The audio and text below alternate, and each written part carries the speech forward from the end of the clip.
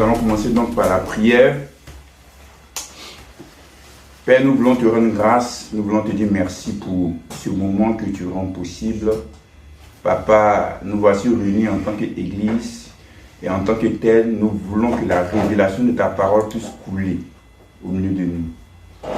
Je prie, Père, que tu nous donnes la clarté, la précision, la compréhension, la révélation. Tout ce qui est comme confusion puisse s'éloigner de nous. Parce que nous sommes rassemblés ici en tant qu'Église, en tant que ton peuple, en tant que ton épouse. Merci pour cette grâce que tu nous fais au nom de Jésus. Amen. Amen. Amen. Amen. On va prendre Luc chapitre 24. Toujours en ce qui concerne la révélation de la parole de Dieu. Je suis sûr que l'Esprit de Dieu encore va te faire du bien en ce jour. Il va encore clarifier certaines choses. Il va encore répondre à tes préoccupations. Toujours le texte de Luc chapitre 24, à partir du verset 25, pour le contexte, Jésus est ressuscité. Et les femmes l'ont aperçu le matin de bonne heure et elles sont allées le dire à ses disciples qui n'ont pas cru. Et il y avait deux de ces disciples-là qui allaient à Emmaüs. Et Jésus va se présenter à eux sans qu'ils ne sachent que c'était le Seigneur Jésus. Et Jésus va aborder la discussion avec eux. Et ensuite, Jésus va leur enseigner certaines choses. Vous savez pourquoi je prends toujours ce texte comme texte de base dans cette étude concernant ce thème? En fait, Jésus nous a donné le modèle d'enseignement de la parole. On dit pendant 40 jours, selon Actes chapitre 1, verset 2 à 3, pendant 40 jours, Jésus va enseigner ses disciples en ce qui concerne le royaume de Dieu. Donc Jésus, dans ce modèle, lui qui était plus précis que les autres évangiles, Matthieu, Marc et Jean, Luc va nous donner les détails, comment Jésus a procédé. Donc pour une bonne compréhension des Écritures, pour avoir une révélation claire, précise, sans ambiguïté de la parole de Dieu, des Écritures, il faudrait qu'on soit amené à suivre le modèle de Jésus. C'est très important. Gloire à Dieu. Verset 25, alors Jésus leur dit, ô homme sans intelligence et dont le cœur est lent à croire tout ce qu'ont dit les prophètes, ne fallait-il pas que le Christ souffre ces choses et qu'il entre dans sa gloire? Verset 27, et commençant par Moïse et par tous les prophètes, il leur expliqua dans toutes les Écritures ce qui le concernait. On va aller dans le verset 44. Puis Jésus leur dit, maintenant là il va retrouver tous ses apôtres, tous ses disciples. Puis Jésus leur dit, c'est là ce que je vous disais lorsque j'étais encore avec vous, qu'il fallait que s'accomplisse tout ce qui est écrit de moi dans la loi de Moïse, dans les prophètes et dans les psaumes. Donc il a commencé encore en disant dans la loi de Moïse, donc dans les écrits de Moïse. Est-ce que vous comprenez? Donc c'est le modèle d'enseignement que le Seigneur Jésus a donné. Ça doit être aussi le modèle d'étude que nous devons avoir de façon personnelle. Regardez, si je prends par exemple ce livre-ci, lorsque je veux comprendre ce qui est écrit dans ce livre-là, je ne vais pas commencer par la page 310, ni par la page 138, mais je vais commencer par la page numéro 1. Ça semble logique pour nous. Mais en général, c'est parce que nous, en tant qu'enfants de Dieu, on fait. C'est pourquoi je vous image avec cela. Quand tu veux comprendre un livre, si tu le lis à partir du milieu, tu ne comprendras pas. Si tu regardes un film que tu le prends à partir du milieu, ça sera difficile pour toi de pouvoir le comprendre. Parce qu'il y a des choses que tu n'as pas comprises ou tu n'as pas su dès le départ, qui ne vont pas te permettre d'avoir une bonne compréhension, une claire compréhension des choses. Donc, qu'est-ce que le Seigneur Jésus a fait? La Bible déclare que Jésus a dit, commençons par Moïse. Donc, Jésus a commencé par le début des Écritures. Parce que Moïse est le premier à avoir mis par écrit la parole de Dieu. Genèse, Exode, Lévitique, Nombre, Deutéronome. C'est pourquoi Jésus, à chaque fois qu'on lui posait la question, il dit au commencement. Et je vous ai expliqué qu'ici, commencement, c'est faire référence au livre que Moïse a écrit, particulièrement le livre de Genèse. Donc comprenez que le livre de Genèse est le fondement de toute doctrine chrétienne. C'est-à-dire, quand Moïse a fini d'écrire ses livres, les autres qui ont écrit se sont appuyés sur ce que Moïse a écrit pour pouvoir faire leurs écrits, ou pour pouvoir écrire. C'est-à-dire ce que tu vas écrire doit être en conformité avec ce qui a été déjà écrit. Non, on ne va pas vous inventer une nouvelle révélation. Waouh, on a une nouvelle révélation. Non. La révélation qu'on vous donne, c'est la même révélation qui a toujours été. Mais peut-être qui a été perdue. Ou peut-être qui a été mal comprise. Est-ce que vous comprenez? Donc, Jésus va commencer par les livres de Moïse. Et la Bible déclare, il va commencer par Moïse, ensuite les prophètes. Dans le verset 44-45, on dit, et ensuite les psaumes. Pourquoi on a mis les psaumes à part dans ce contexte? Parce que vous allez voir qu'en ce qui concerne vers la fin du ministère de Jésus, c'est-à-dire à partir de sa souffrance, de sa persécution, de sa mort, de sa résurrection, ces choses, les psaumes qui étaient en général écrits par David, ces histoires étaient semblables ou similaires à la vie de David, à la souffrance de David, à la trahison de David, à la persécution de David. Donc vous allez voir qu'à la fin de son ministère, Jésus va beaucoup utiliser les écrits des psaumes. Voici celui qui mange, met la main dans le plat contre moi, lève le talon contre moi. Mon Dieu, pourquoi m'as-tu abandonné? Tout ça, c'est dans le livre des psaumes. Voici, il se partage mes vêtements, c'est le psaume. Est-ce que vous comprenez? Donc, dans le livre des psaumes, c'est un livre beaucoup messianique en ce qui concerne la fin de Jésus, du ministère de Jésus, je veux dire, terrestre. Est-ce que vous comprenez? Donc, il va commencer par Moïse, ensuite les prophètes, les psaumes. Donc, au temps de Jésus, ce que vous devez comprendre, c'est qu'il n'y avait pas Matthieu, Marc, Luc, Jean, Éphésiens, et ainsi de suite. Suivez très bien ce que je vais vous dire. Quand Jésus a commencé à leur enseigner les Écritures, il a pris de Genèse donc à Malachie. Il n'y avait pas Romain, il n'y avait pas Matthieu. En fait, il y a attire votre attention dans ce sens. Pourquoi? Parce que souvent, en tant que les gens qui sont dans la nouvelle alliance, on a tendance à, en guillemets, à mépriser les livres de l'Ancien Testament. Je vous avais déjà dit que le terme Ancien Testament faisant référence au livre de Genèse à Malachie n'existe pas. Ce sont les traducteurs de la Bible pour nous meilleure division, on va dire, des livres de la Bible, vont mettre Ancien Testament et vont mettre Nouveau Testament pour nous. Mais la Bible appelle ça les Écritures. Toute écriture est inspirée de Dieu. Quand Paul écrivait cela dans 2 Timothée 3,15, il faisait référence à Genèse, de Genèse à Malachie. Il ne parlait pas de Matthieu, de Romain. Je vous explique. Quand Paul écrit sa lettre à Éphésiens, c'est parce que Paul est absent dans la ville d'Éphèse. Il n'est pas présent là-bas. Il est absent. Et comme il est absent, il va envoyer, donc, il va écrire une lettre pour faire quoi? Pour commenter ce qui était déjà écrit dans l'Ancien Testament.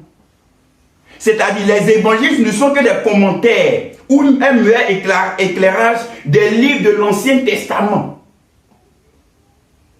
C'est-à-dire de Genèse à Malachie. Donc, quand Paul est présent, Paul n'utilise pas l'épître d'Éphésiens ou de Romains, mais il utilise les livres de Genèse à Malachie. Parce que c'est ça qui est la parole de Dieu. Vous comprenez? Quand on dit toute écriture est inspirée de Dieu, donc c'est la parole de Dieu, donc c'était de Genèse à Malachie. Est-ce que vous comprenez ce qu'on peut dire? Donc c'est ce qui constitue la parole de Dieu pour eux en leur temps. Donc ne vois pas les livres de Genèse à Malachie. Non, ça ne me concerne pas dans le sens que non, je n'ai pas besoin de lire. Non, il faut que tu lises. Parce que la révélation qu'on a dans les livres dits du Nouveau Testament ne sont qu'un éclairage, une compréhension encore plus approfondie des livres de l'Ancien Testament. On dit que Christ était caché dans ces livres-là, mais c'était de façon voilée. Donc ils vont vous donner une meilleure compréhension de cela. Vous comprenez? Mais si tu lis, par exemple, le livre d'Hébreux, chapitre 5, et puis on te parle de Melchisédek. Pour toi, qui est Melchisédek? Si tu lis Galates 3, Galates 4, où Paul parle d'Abraham, si tu n'as pas lu les livres de l'Ancien Testament, comment tu pourras comprendre Abraham? Comment tu pourras savoir de qui il parle en faisant référence à Melchisédek? Vous comprenez? Donc, ils se sont appuyés sur les livres dits de l'Ancien Testament pour nous éclairer encore plus en ce qui concerne la venue de Christ, sa mission. Et donc, notre identité dans ce que Christ a accompli. Est-ce que vous comprenez? Donc, c'est-à-dire, de Genèse à Malachie, tu peux retrouver toute la doctrine de la foi chrétienne. Mais lorsque tu l'interprètes bien, c'est le seul souci. Lorsque tu l'interprètes bien, tu as toute la doctrine des Écritures, de la foi chrétienne. C'est pourquoi tout ce que vous savez aujourd'hui, ou du moins tout ce que Jésus a enseigné à ses disciples après sa résurrection, il n'a pas pris ça dans le livre de Matthieu. Il n'a pas pris ça dans le livre de Romains. Il n'a pas pris ça dans le livre de Thessaloniciens. Il a pris ça de Genèse à Malachie. Vous comprenez ce que je suis en train de dire? C'est pour ça qu'il est important pour nous, dans notre étude personnelle, de faire une étude qu'on appelle systématique. Une lecture suivie. C'est vrai que souvent l'Esprit de Dieu peut t'inspirer pour dire, il faut lire le livre de Proverbes, chapitre 6. Et puis tu vas lire Proverbes, chapitre 6.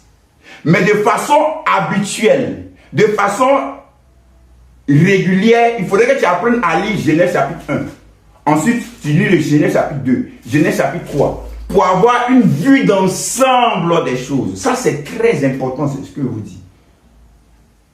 Parce que si tu ne lis pas ces livres, il y a des choses qui vont te manquer. Est-ce que vous comprenez? Il y a des détails qui vont te manquer. On va voir ça tout à l'heure. Donc, il est important, comme Jésus l'a fait, de lire depuis le début jusqu'à la fin, pour avoir une compréhension claire des Écritures. En général, j'ai remarqué que si tu ne fais pas cette étude systématique-là, il y a de fortes chances qu'on aille dans l'erreur, dans l'hérésie. C'est pourquoi j'attire votre attention dessus. Ce que Jésus a fait, il faudrait que nous fassions pareillement. C'est très important. Je sais que par exemple, si le livre de Psaume te plaît bien, mais il faut lire aussi Genèse. Il faut lire aussi Exode. Souvent, regardez, quand on était au collège, on nous donnait des livres à lire. Lorsque on lisait souvent ces livres, au début, arrivé un moment, on est fatigué. On a l'impression que l'histoire devient barbante. Ça devient ennuyeux. Mais tu es obligé de lire quand même, parce que tu ne sais pas où le professeur va te poser des questions. Vous comprenez? Donc tu peux lire la Bible, ça peut te paraître ennuyeux, mais il faut le lire. Parce que demain, ça va te servir.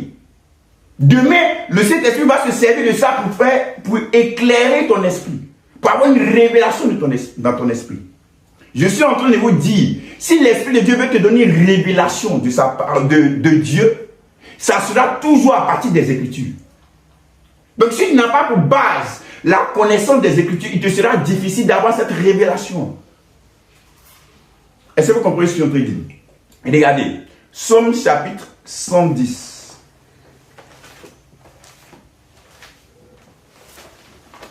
On va faire une démonstration pratique.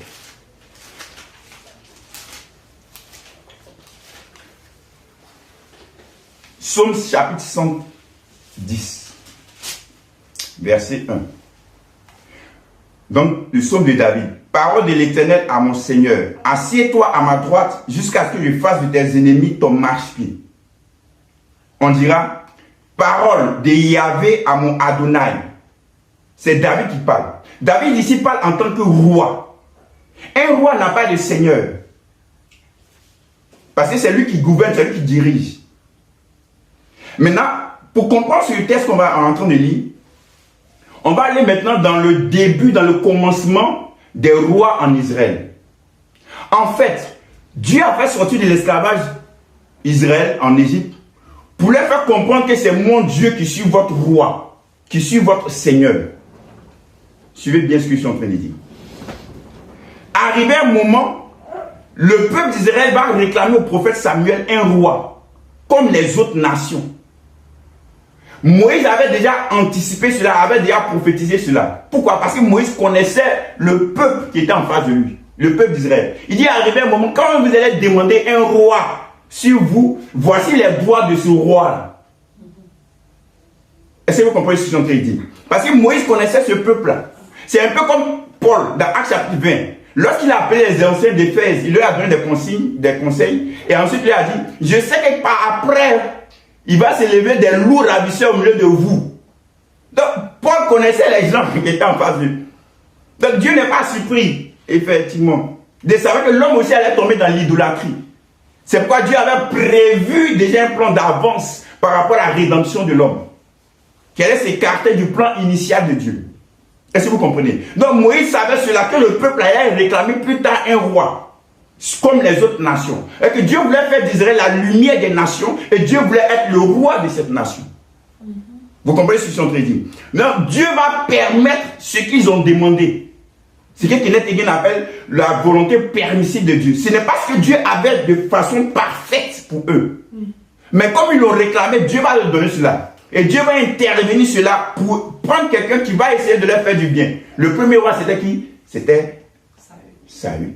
Ensuite, quand Saül va désobéir, Dieu va dire à Samuel d'aller oindre qui? David.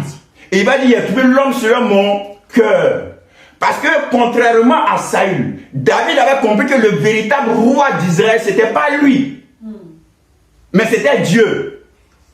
Donc David va dire ici, il avait dit à mon Seigneur, à mon roi, assieds-toi à ma droite et je ferai de tes ennemis ton marchepied. Donc David avait, pourquoi il connaissait le cœur de Dieu? Parce qu'il savait que c'était Dieu qui était le roi. Il n'était qu'un représentant. Donc cela préfigurait déjà, annonçait déjà la venue de Dieu en tant qu'homme qui allait régner sur Israël. Donc David savait cela. Mais comment David a su cela? Est-ce que David a su, il s'est prié? Est-ce qu'il seulement a prié? Est-ce qu'il a eu un rêve, un songe? Il dit, ah, j'ai compris. Non.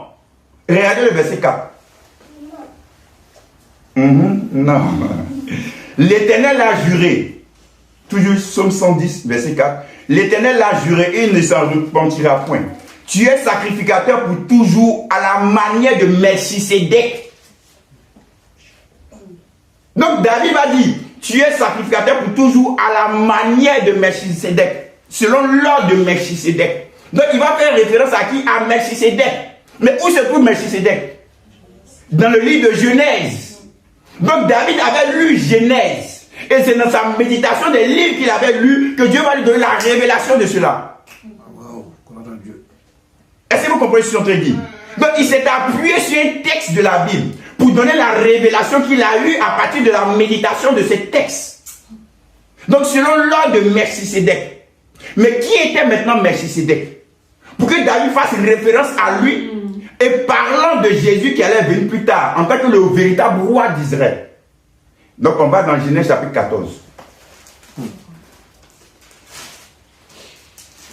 Vous allez voir que dans toute la Bible, bon, de Genèse jusqu'à Malachie, ou dans le livre de Genèse, il n'y a seulement que 2 versets en ce qui concerne Melchisédek. Mais dans le livre d'Hébreu, et dans beaucoup de livres, on parle assez de Melchisédek. Maintenant, on va lire Genèse chapitre 14. C'est le contexte historique rapidement. C'est Abraham et Lot qui se sont séparés. Lot est parti vivre à Sodome.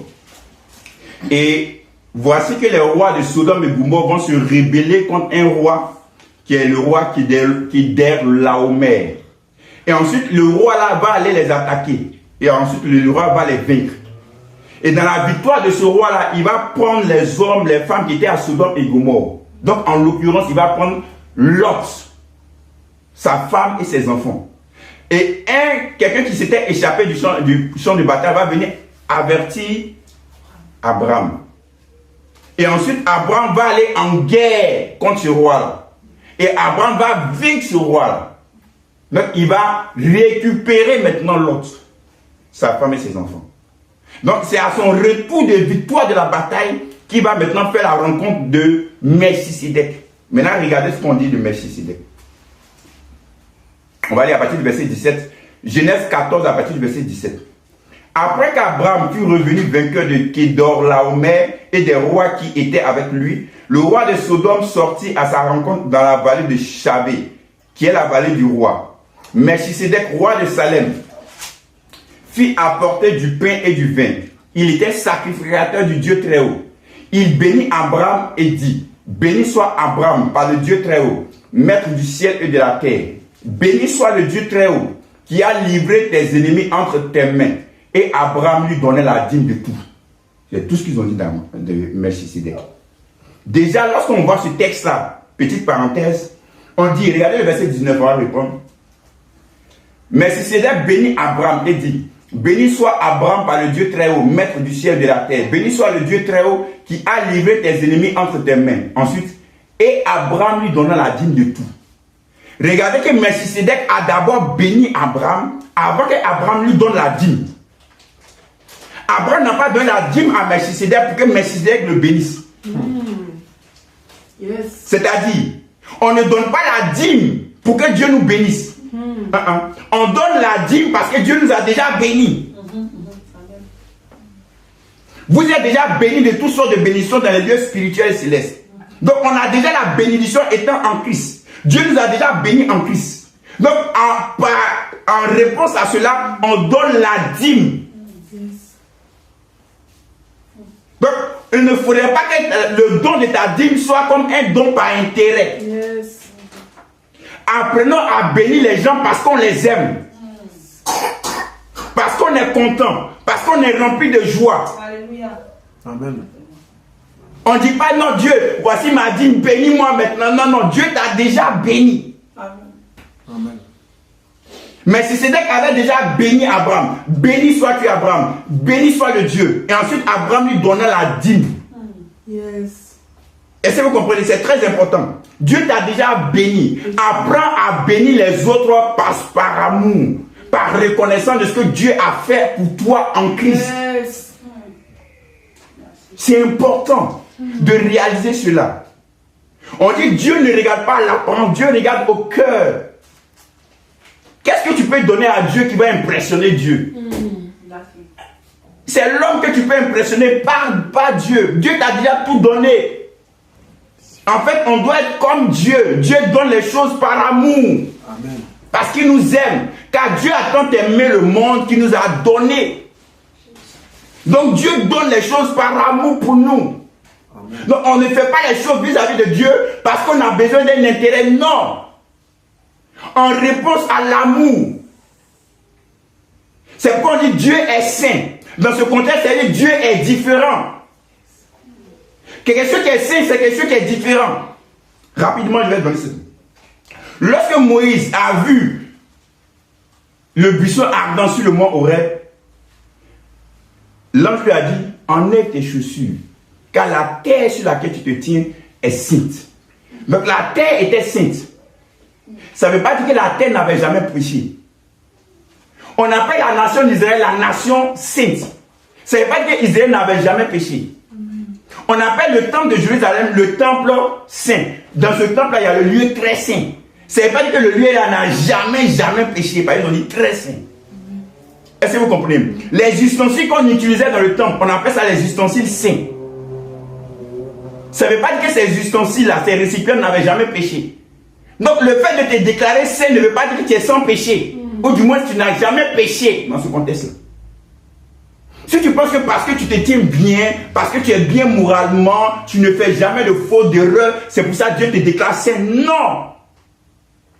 Saint dans ce contexte que je viens de vous énumérer, c'est-à-dire des choses mises à part pour l'utilisation de Dieu. En d'autres termes, ce que Dieu va utiliser est appelé saint. Pourquoi la montagne était appelée sainte? Parce que Dieu allait utiliser cette montagne pour se révéler à Moïse. Et par ricochet au peuple d'Israël. Pourquoi le temple est appelé saint? Parce que Dieu va utiliser ce lieu-là pour se révéler à ceux qui allaient rentrer dans le temple pour l'adorer. Est-ce que vous comprenez ce que je suis en train de dire? C'est ça être saint. Quand Dieu t'a mis à part pour son utilisation, c'est pourquoi Dieu t'appelle saint. Donc Dieu dit qu'il est différent. Donc Dieu lui aussi il est différent des autres dieux. C'est pourquoi lorsque Abraham montait sur le mont Moria pour aller faire le sacrifice, il a dit Dieu se pourvoira. C'est-à-dire, les autres divinités vont te demander des sacrifices. Mais Dieu dit non, moi je ne suis pas comme eux, je ne te demande pas des sacrifices, c'est moi-même je pourvois ce sacrifice. Alléluia. Amen. Il est différent, il n'est pas comme les autres. Les autres, il faut que tu fasses quelque chose de bien avant qu'ils te bénissent. Dieu, malgré que tu as fait du mal, il t'a béni quand même déjà en Christ. Amen. Il est différent, il n'est pas comme les autres. Il n'a pas besoin que tu lui donnes d'abord ta dîme. Les autres divinités vont dire non, envoie-moi d'abord les premiers de tes récoltes et puis je vais te bénir. Non. Dieu dit non, moi je te bénis déjà d'avance. Ce que Dieu a demandé en tant que loi dans les commandements d'Israël était une préfiguration de ce que Christ allait venir accomplir. On appelle Christ le prototokos, le premier-né. Et les prémices, ce sont les premiers fruits que vous apportez. Donc les premiers fruits, c'est le même mot en hébreu réchif, Ça veut dire aussi Dieu va vous donner le premier né, ou son premier fruit en griffe. Et Christ était ce premier fruit-là. C'est-à-dire, comme Christ va devenir, c'est comme ça, vous tous vous allez devenir. On dit nous sommes transformés à la même image que Christ. Donc Christ est le premier né. C'est-à-dire, si tu vois Christ tel qu'il est, c'est comme ça que tu es. Yes. C'est vrai dans 1 Jean 4, on dit tel qu'il est, tel que nous le sommes sur cette terre. Amen. Non, c'était seulement une image de ce que Dieu allait accomplir pour le peuple. Et par ricochet pour le monde entier. Dieu n'a pas besoin que tu viennes nous donner quelque chose. Avant que tu t'aies conscient que Dieu existait, Dieu t'aimait déjà. Vous savez, c'est un peu comme cette révélation que l'Esprit de Dieu m'a fait comprendre vis-à-vis de nos enfants. Nos enfants, quand ils sont bébés, ils ne sont pas conscients que nous, les parents, on les aime. Quand ils grandissent, avec tout ce qui se passe, je dis, papa, c'est toi, mais tu m'as aimé même. Mais t'es aimé, mon fils. À 2h du matin, tu ne me laisses pas dormir. Je t'ai bercé, allez, les bidons.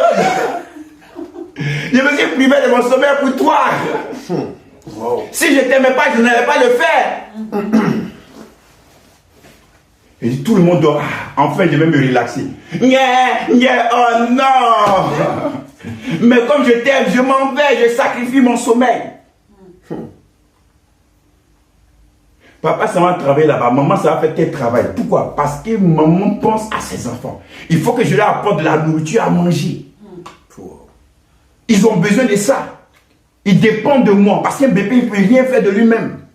Donc, je me dois de me sacrifier pour eux. Donc, les parents nous aiment. Amen. Donc, Dieu nous aimait avant qu'on ne soyons conscients de son existence. Comprendre l'amour de Dieu, c'est pourquoi Paul dit non, c'est un amour qui est grand. Que l'intelligence humaine ne peut pas comprendre la profondeur, la longueur, la largeur de l'amour de Dieu manifesté en Christ. C'est trop fort. Amen.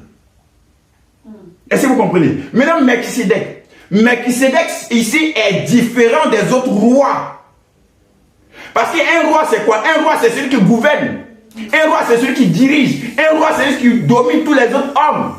Mais on dit, Melchisédek était quoi? Sacrificateur.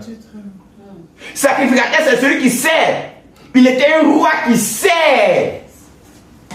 Mais ce qui fait la particularité de Melchisédek, c'est que c'était un roi serviteur. Pourquoi on parle de lui ensuite dans les autres livres? Parce que Jésus-Christ était un roi, mais un roi serviteur. C'est pourquoi on dit, Jésus a dit, celui qui va être grand dans le royaume de Dieu, c'est celui qui sert. Dans le royaume de Dieu, on sert. Dans le royaume de Dieu, c'est pas comme le royaume des hommes, où celui qui a la tête piétine, tyrannise, domine. Non.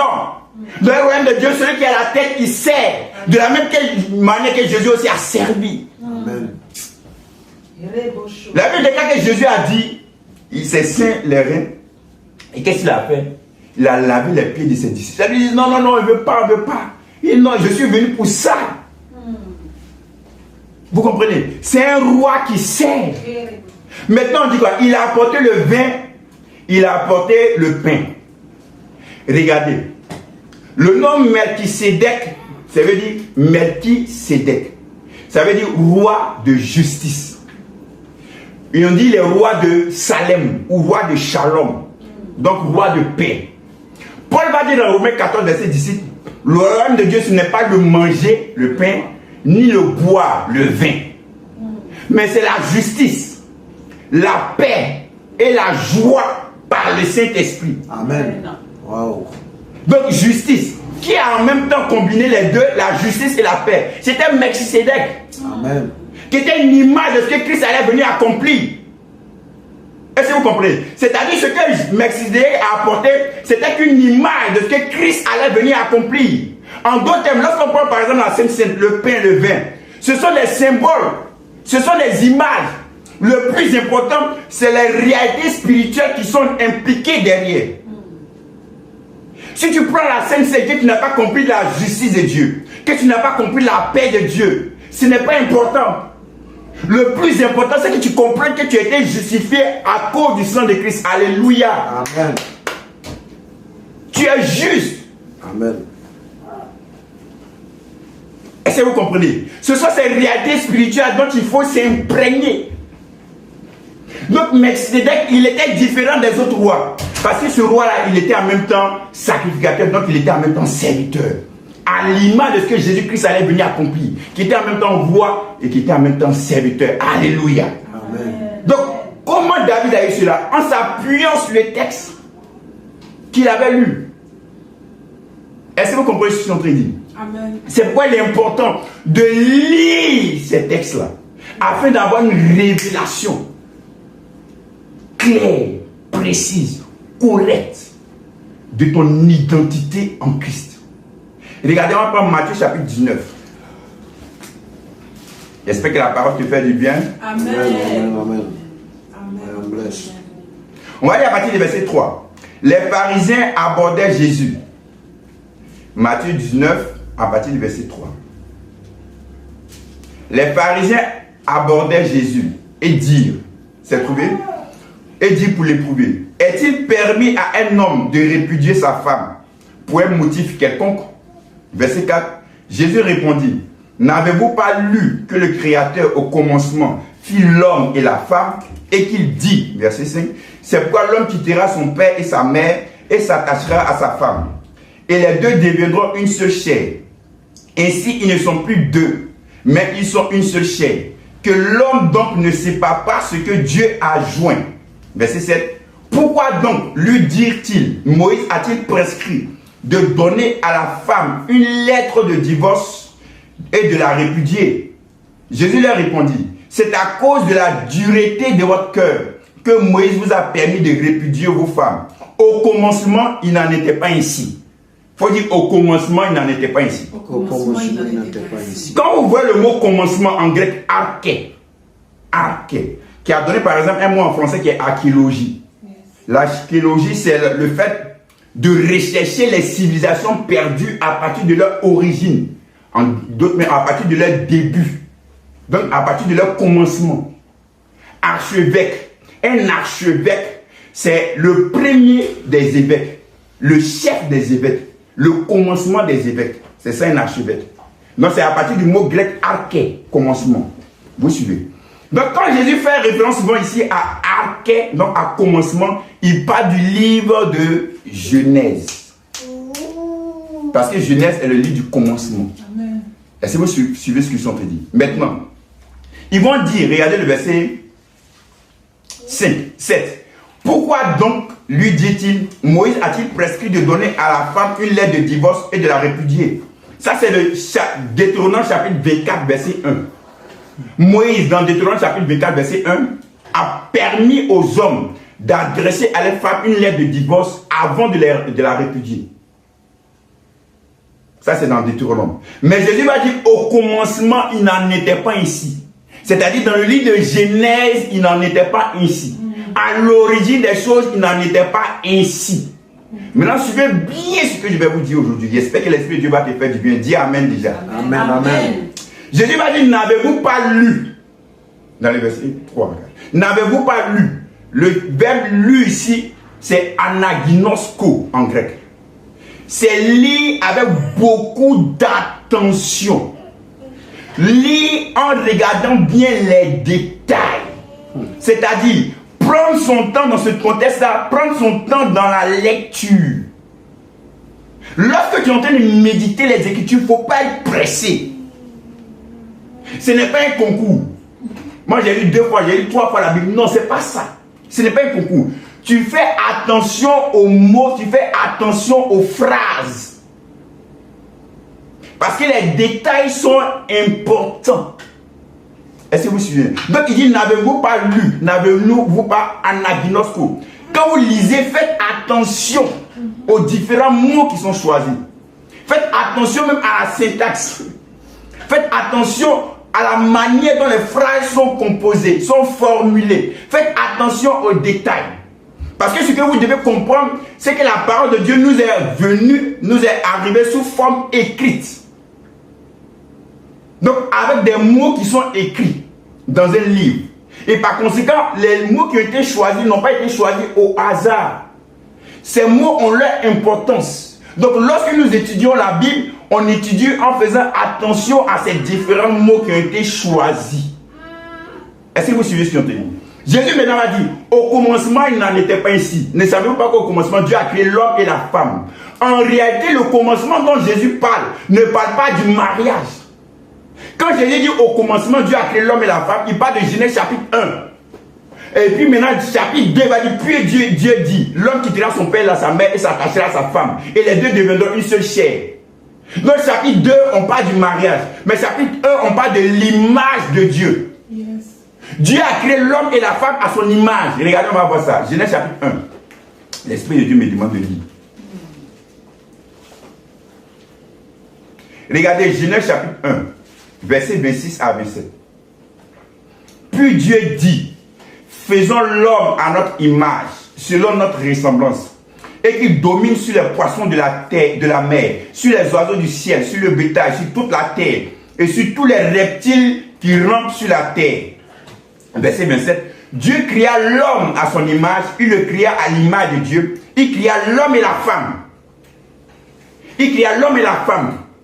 C'est-à-dire Dieu a créé l'homme et la femme liés. Dieu a créé l'homme et la femme à son image. Est-ce que vous suivez? C'est-à-dire, le chapitre 2 maintenant, l'homme quittera son père et sa mère et s'attachera à sa femme, est une image de ce que Dieu a fait dans Genèse chapitre 1.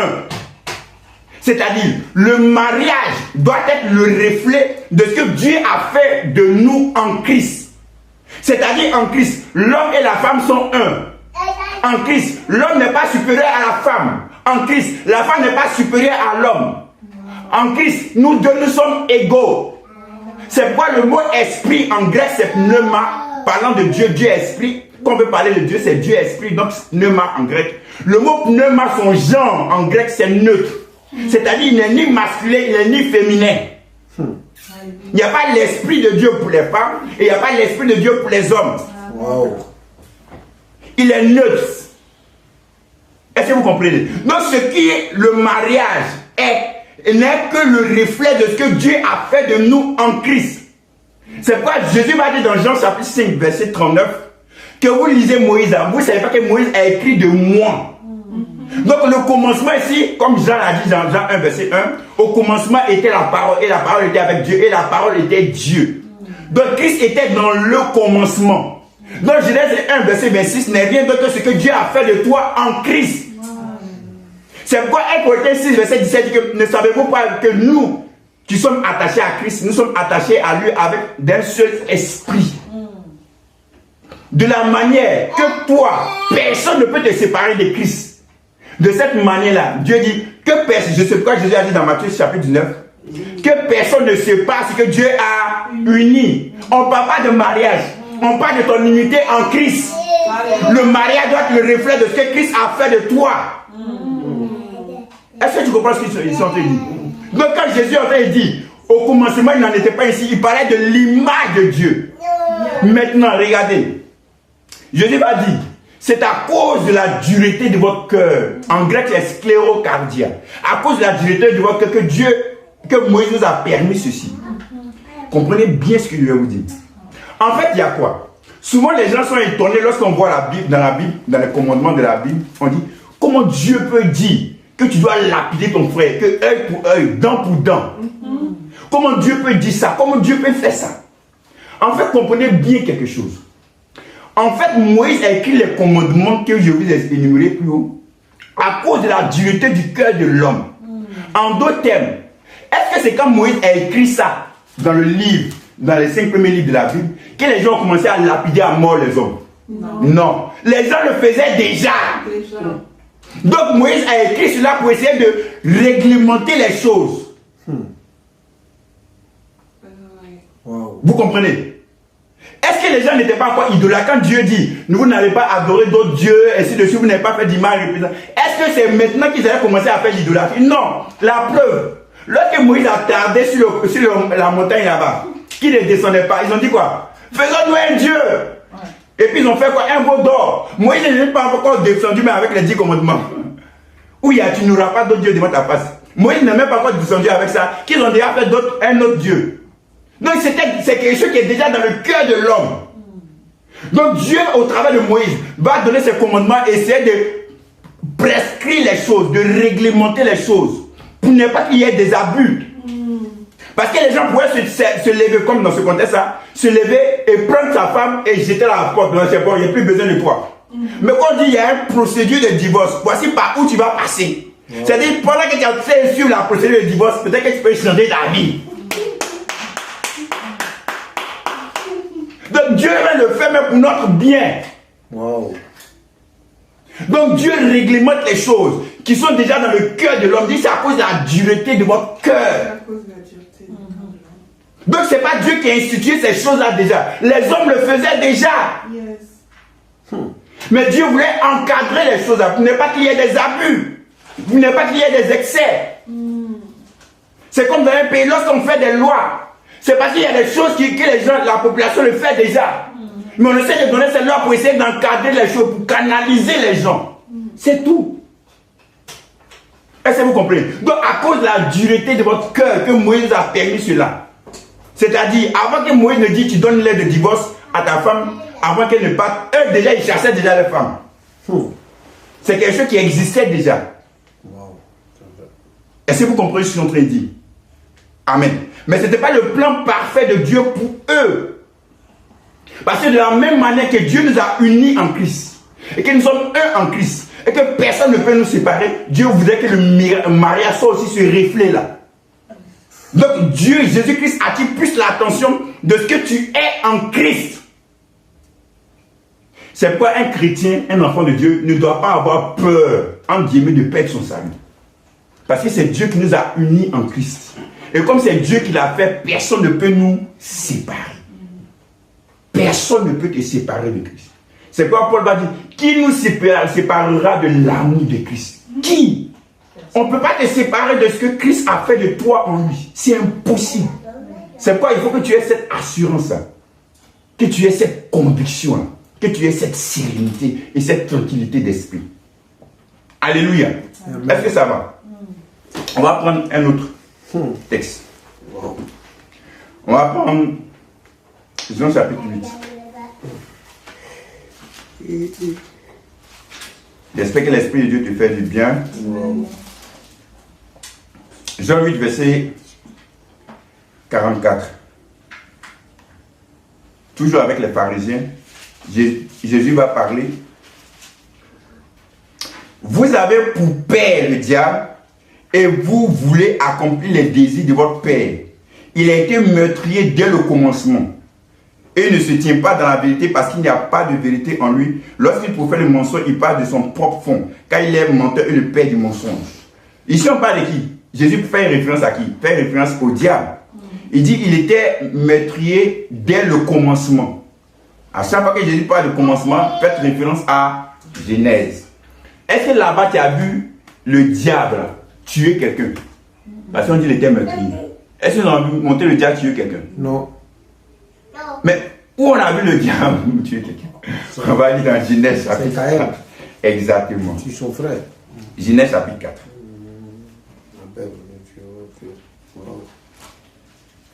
Gloire à Dieu. Le diable, c'est l'homme. Une chose que vous devez savoir, Genèse chapitre 3, verset 15. Écoutez bien ce que je vais dire maintenant. Dieu va dire, la semence de la femme écrasera la semence du serpent. On est toujours focalisé sur la semence de la femme. Mais on ne pense pas à la semence du serpent. Il dit la descendance de la femme écrasera la descendance du serpent. Yes. Est-ce que vous comprenez ce qu'on peut dire? Mais nous, on est toujours focalisé sur la descendance de la femme. Mais pas la descendance du serpent. Est-ce que vous comprenez? Donc, il y a la descendance de la femme et il y a la descendance du serpent. Dans ce contexte, on peut dire Abel est la semence de la femme et Caïn est la semence du serpent. Dans quel sens? Quand on dit la semence, le fruit, c'est-à-dire le moyen par lequel celui que la personne va utiliser. Est-ce que vous comprenez?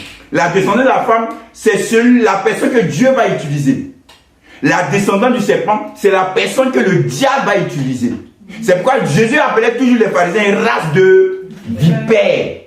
Donc vous êtes de la descendance de cette vipère-là, donc de ce serpent qui est le diable.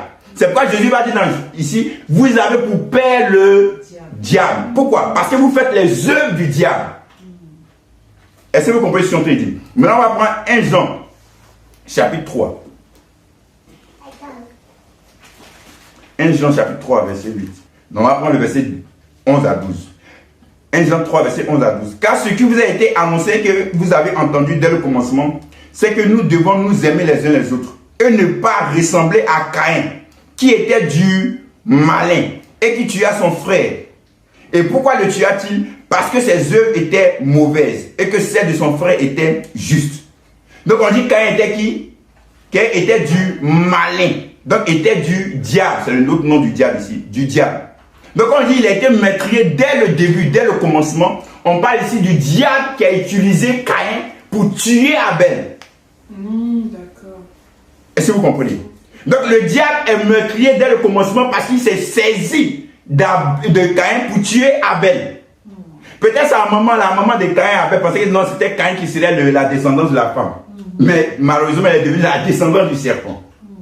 Donc ceux qui font les œuvres du diable dans ce contexte-là, qui font l'affaire du diable, c'est ce qu'on appelle la race de vipères, la génération de vipères.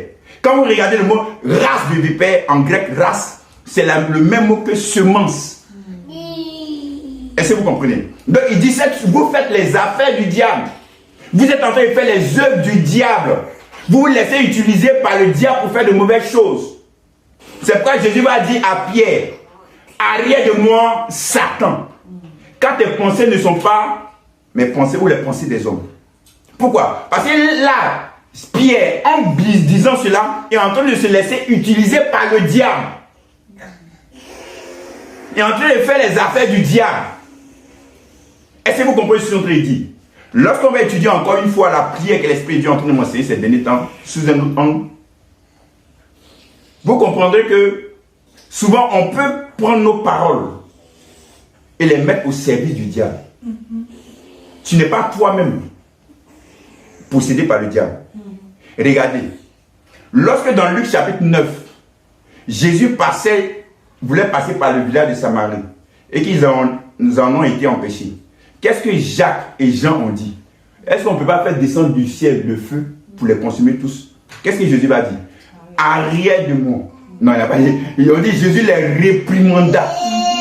Ce mot réprimander en grec, c'est le même mot qui a été utilisé souvent dans le Nouveau Testament pour réprimander les démons. C'est un mot qui est fort. En fait, Jésus est en train de dire, vous voulez faire l'affaire des démons, du diable.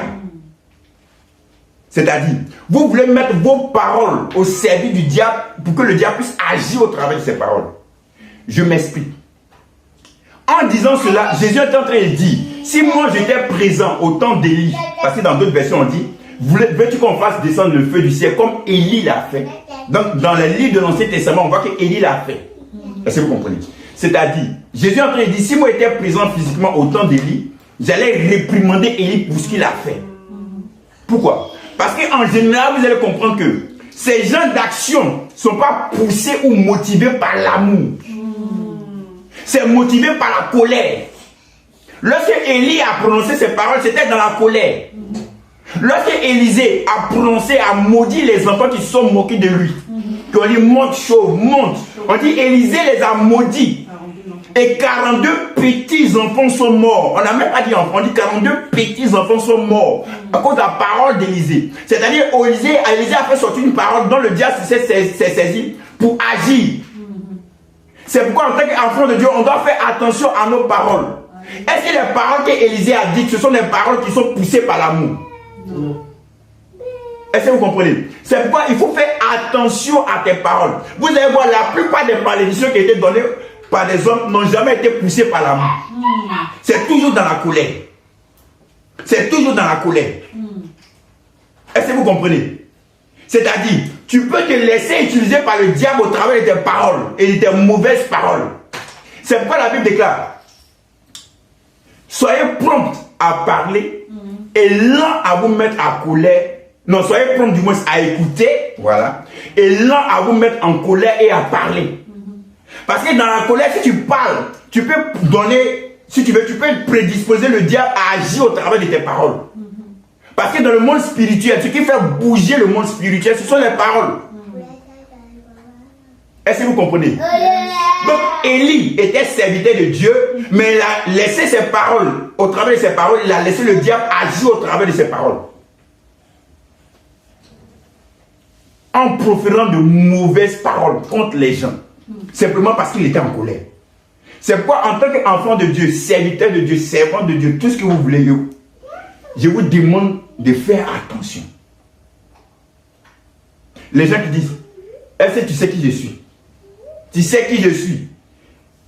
Je vais te maudire, tu vas voir. On ne dit pas ça. On doit faire attention à nos paroles. C'est pourquoi Jésus a dit, bénissez et ne maudissez pas. Jésus a dit quoi? Priez pour ceux qui vous persécutent. Est-ce que quand tu pries pour quelqu'un qui te persécute là, c'est pour aller le maudire? Non. Dans ce contexte. C'est-à-dire, on aura le temps d'enseigner, mais l'Esprit de Dieu veut que j'en parle. C'est-à-dire, pour te prévenir de maudire quelqu'un, d'avoir de l'amertume dans ton cœur contre quelqu'un, pour te prémunir de cela, il faut prier pour la personne. Mais il faut bénir la personne. Jésus savait que Pierre allait le régner 3 fois. Mais Jésus avant cela a dit, Pierre, j'ai prié pour toi. Pour se préserver de l'amertume. Est-ce que vous comprenez? Pour se préserver du mal que les gens vont te faire, il faut prier pour les gens. Il faut les bénir. Il faut les faire du bien. Seigneur, qui t'a grâce, qui t'a faveur sur eux. Plus tu bénis les gens dans la prière, plus ton cœur est préservé contre l'amertume que les gens pourront te faire plus tard. C'est pourquoi il est important de prier pour eux. C'est pourquoi Jésus ne maudissait pas, mais bénissez. Priez pour ceux qui vous persécutent. Parce que si tu ne pries pas pour ceux qui te persécutent, tu auras de l'amertume dans ton cœur pour ces personnes-là. Ça sera naturel. Tu auras de l'aversion pour ces personnes-là.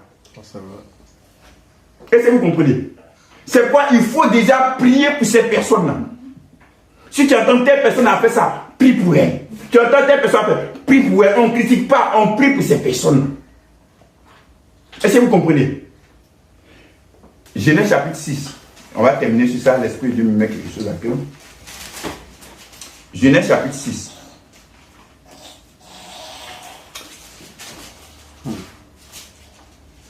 Verset 3.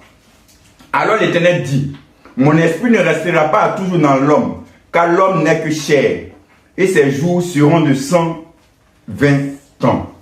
Comme je vous l'ai expliqué la dernière fois, les 120 ans ici, on va aller depuis le début. En fait, les 120 ans étaient une confirmation d'une prophétie que Dieu avait déjà donnée. Et regardez, Genèse chapitre 5. On va prendre le verset 21. J'ai trouvé. Enoch, âgé de 65 ans, engendra Métouchéla. Dans d'autres versions, Mathusalem. Le nom Mathusalem en hébreu veut dire quand il mourra, ce sera envoyé. De façon plus simple. Quand Mathusalem va mourir, le jugement sera envoyé. Suivez bien ce que je suis en train de dire. Enoch, qui est le père de Mathusalem, a donné ce nom-là de façon prophétique. Pourquoi? Parce qu'Enoch était un prophète de Dieu. Et regardez Jude, verset 14.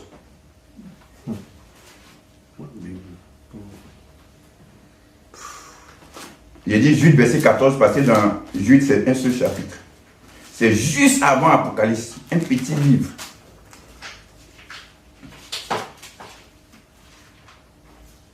Jude, verset 14. C'est aussi pour eux qu'Enoch, le 8e, du moins le 7e depuis Adam, a prophétisé en ces termes. Voici le Seigneur est venu avec ses saintes myriades. Donc ici, on parle de ce Enoch-là, qui est le 7e après Adam. On dit qui était à prophétiser. Donc Enoch était un prophète.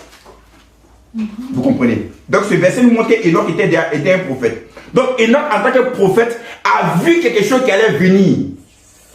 Donc il va appeler son fils là Mathusalem. Il va dire, c'est quand mon fils va mourir que ce que je vois venir, comme quelque chose qui n'est pas bien pour l'humanité, va arriver. pour nous qui connaissons l'histoire maintenant, c'était le déluge. Vous suivez? Maintenant, quand Dieu dit dans Genèse chapitre 6 que les jours de l'homme ne seront que 120 ans, c'est-à-dire, lorsque tu fais le calcul depuis la naissance de Mathusalem jusqu'à la mort de Mathusalem, lorsque Mathusalem va mourir dans cette année, c'est dans cette année-là que le déluge va venir. Donc le prophète Enoch n'avait pas menti. Il avait dit vrai. Lorsque tu lis à partir du chapitre 6, maintenant, comme il dit, parlant de Noé, c'est 120 ans, juste après 120 ans, que le déluge allait venir. Pour confirmer ce que le prophète Enoch avait dit concernant Mathusalem. C'est-à-dire au moment dans le chapitre 6 où Dieu parlait, le déluge allait venir 120 ans plus tard. Mais regardez quelque chose d'extraordinaire. Qui connaît l'homme qui a vécu le plus longtemps sur cette terre? C'est Mathusalem. C'est Métouchéla. Dieu, le prophète Enoch dit, il appelle son fils du moins Mathusalem. C'est-à-dire, quand lui, là, cet enfant, il va mourir, là, c'est là que le déluge va venir. Mais comme Dieu est patient vis-à-vis des hommes, Dieu va faire de telle sorte que Mathusalem soit le plus vieil homme que l'humanité ait connu. Mathusalem va vivre jusqu'à 969 ans. Vous ne voyez pas ça quelque chose d'étrange? L'homme qui est le plus vieux de la terre, c'est lui, quand il devait mourir, le déluge va venir. Pourquoi? Qui montre ici la patience de Dieu. La longanimité de Dieu. La longanimité, ça veut dire la grande patience de Dieu. Et comme nous avons l'Esprit de Dieu en nous, c'est-à-dire nous aussi, nous sommes très patients vis-à-vis des gens. Lorsque tu vas évangéliser, tu ne dis pas, et toi là, donc, quand Dieu parle ici à Noé, c'est-à-dire Noé va prêcher pendant 120 ans. Donc Mathusalem va vivre pendant que Noé est encore vivant. Parce qu'il a vécu quand même 969 ans. Est-ce que vous comprenez? Donc même Noé, quand il va prêcher la justice de Dieu, Dieu veut vous rendre juste. Dieu vous a déclaré juste simplement par la foi qu'il va prêcher la justice de Dieu selon le livre de Pierre. C'est pendant 120 ans. Suivez ce que j'ai dit. On n'a pas dit Noé a prêché pendant 120 jours. Ni 120 semaines. 120 ans. C'est pourquoi Pierre dit que ce texte nous montre ici la grande patience de Dieu. Et comme nous avons l'Esprit de Dieu en nous, on doit aussi être patient. On ne doit pas maudire les gens. Tu vas évangéliser quelqu'un, toi tu ne veux pas accepter. Toi tu ne veux pas accepter le Seigneur. Tu vas mourir d'ici 3 jours. Qu'on te méprise, parce que nous on n'écoutait pas sa parole. On méprisait sa parole. Certainement qu'on méprisait sa personne. Est-ce que vous comprenez? Une fois, il y a un homme de Dieu qui a raconté cette histoire. Il dit qu'il y avait un jeune qui avait ce qu'on appelle communément dans notre jargon, entre les chrétiens, qui a rétrogradé. Et il marchait avec ce jeune-là, parce que c'était son ami. Et il y a un autre homme de Dieu qui a appelé, il a appelé, il dit, toi tu marches avec lui. Toi tu vas avec lui. Tu ne sais pas que Dieu m'a dit que cet homme-là, il va mourir dans 3 mois s'il ne se répand pas. Il va mourir dans 3 mois s'il ne se répand pas. L'homme de Dieu qui dit, quand il a entendu ça, il était content. Eh, Seigneur, enfin. Enfin. Tu vas faire comprendre à cette personne-là qui tu es véritablement. Il dit 3 mois après, le jeune dont on a annoncé sa mort n'est pas mort. Il a pris le jeune là par la main, il est parti voir l'homme de Dieu, il dit bon, le voilà, il n'est pas mort, il est encore vivant. En fait là, nous les chrétiens, des chrétiens sont tellement impatients de voir des choses arriver que souvent ils se laissent aller par des sentiments, par des émotions. Vous pensez que si Dieu n'était pas si patient, qui allait se convertir? Moi, ce n'est pas la première fois qu'on m'a annoncé l'évangile que j'ai accepté l'évangile. Dieu était patient vis-à-vis des autres. Pourquoi nous n'est pas patient vis-à-vis des autres aussi? On est propre à maudire, on est propre à faire sortir des paroles méchantes, des paroles mauvaises. Qu'on attend quelque chose de Dieu, on ne reçoit pas. Seigneur, moi je ne comprends pas. Pourquoi tu fais ça? Non, on doit apprendre à être patient. Si ce n'est pas encore arrivé, on se doit d'être patient. On ne doit pas être pressé, on ne doit pas se précipiter. Et puis on ne doit pas affronter Dieu. Seigneur, pourquoi tu fais les trucs comme ça? Moi je ne comprends pas, tu n'es pas un bon père. Non, non, non, Dieu n'est pas comme ça. D'après un homme de Dieu, ça tombe bien. Dieu n'est pas pressé, pourquoi? Parce qu'il est éternel.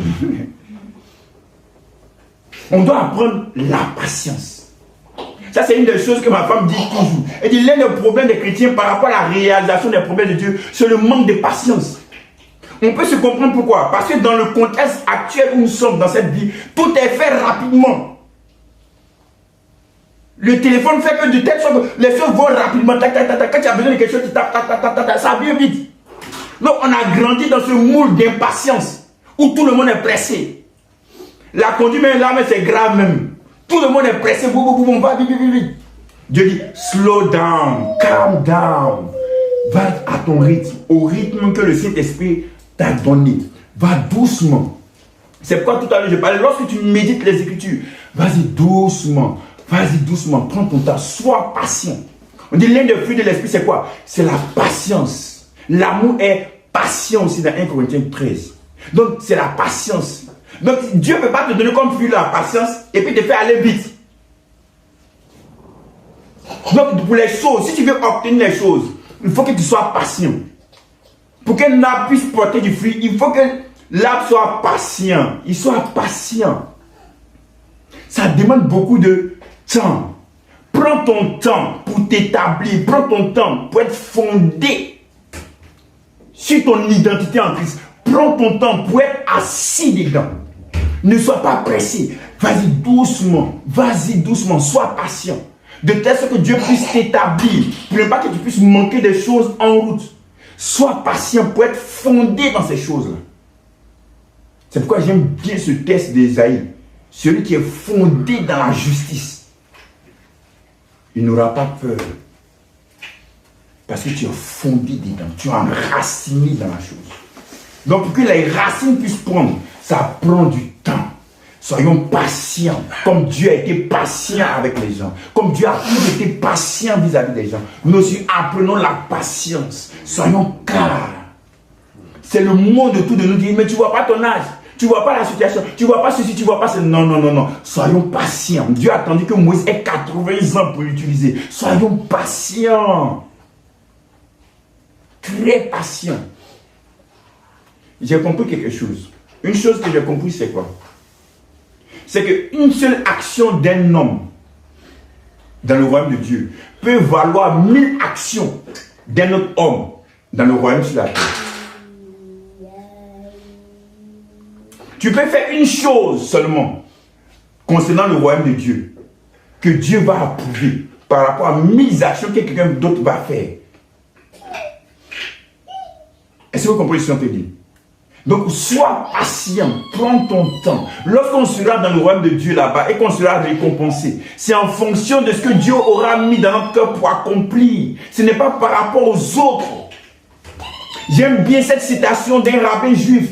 Il dit, lorsqu'on sera devant le trône de Dieu, Dieu ne nous dira pas, pourquoi est-ce que tu n'as pas été comme Moïse? Dieu nous dira, mais pourquoi tu n'as pas été toi-même? Sois toi-même. N'essaie pas d'être comme quelqu'un d'autre. N'essaie pas de te comparer à l'autre. Ria lui fait ça, Michel lui fait ça, Anna fait ça, non. Sois toi-même. Avance à ton rythme. Regardez, lorsqu'on partait présenter Jésus dans le temple, les femmes ne connaissaient pas cette prophétesse-là. Mais Dieu la connaissait déjà. Est-ce que vous comprenez? Et Dieu aussi avait déjà connaissance sur d'autres prophètes à qui Dieu, le Saint-Esprit, a dit, tu ne mourras pas tant que tu ne verras pas, tes yeux n'auront pas vu le salut, le Messie. Les gens ne le connaissaient pas, Simeon. Mais l'Esprit de Dieu le connaissait déjà, puisque l'Esprit de Dieu lui avait donné une parole de connaissance dans son intimité. Toi là, tu ne vas pas mourir. Mais lui, il était inconnu du grand public. Mais il était connu dans le royaume de Dieu. Est-ce que vous comprenez? C'est pourquoi j'aime bien cette phrase d'une femme de Dieu, Dr. Cindy Trimm, qui dit, quand Anne était enceinte, Anne attendait un enfant, mais le ciel attendait un prophète. Quand Anne était enceinte, elle voulait un enfant. Elle, ce qu'elle voulait, c'est d'avoir un enfant. Mais le royaume de Dieu se cherchait un prophète, quelqu'un qui allait remplacer le sacrificateur qui était là actuel, dont ses enfants étaient perdus, pervertis. Pendant qu'elle attendait un enfant, le ciel attendait un prophète. Mais pour qu'elle puisse avoir un enfant et que le ciel puisse avoir un prophète, ça a pris du temps. Sois patient, laisse Dieu établir les bases en toi pour que tu sois cette personne extraordinaire entre les mains de Dieu. Alléluia. Amen. Que Dieu vous bénisse. Amen.